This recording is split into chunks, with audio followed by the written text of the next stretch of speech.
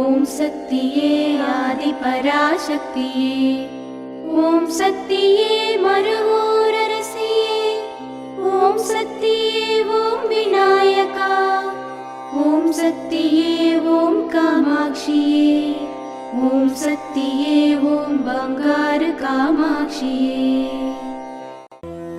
ஓம் சக்தியே பங்காரு அடிகளே ஓம், ஓம் சக்தியே பங்காரு அடிகளே ஓம், ஓம் சக்தியே பங்காரு அடிகளே ஓம், ஓம் ஓம் ஓம்.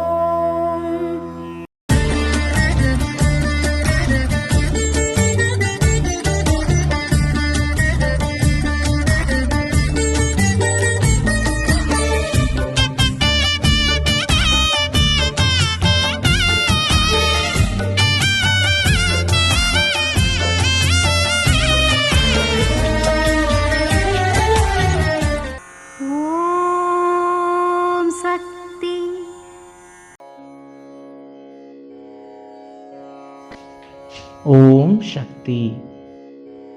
ನುಗ್ಗೆಯ ಚಕ್ಕೆ, ಒಣಶುಂಠಿ, ಕಸ್ತೂರಿ ಅರಿಶಿಣ, ಬಿಳಿ ಸಾಸಿವೆ ಮತ್ತು ರಾಗಿ ಹಿಟ್ಟು ತೆಗೆದುಕೊಂಡು ಅವುಗಳನ್ನು ಚೆನ್ನಾಗಿ ರುಬ್ಬಿ ಪುಡಿ ಮಾಡಿ ನೋಯುತ್ತಿರುವ ಮೊಣಕಾಲು ಕೀಲುಗಳ ಮೇಲೆ ಹಚ್ಚಿ 1 ಗಂಟೆ ನೆನೆಯಲು ಬಿಡಬೇಕು. ನುಗ್ಗೆ ಚಕ್ಕೆಯ ರಸವು ಕೀಲುಗಳ ನಡುವೆ ನುಸುಳಿ ನೋವು ನಿವಾರಿಸುವ ಶಕ್ತಿಯನ್ನು ಹೊಂದಿದೆ.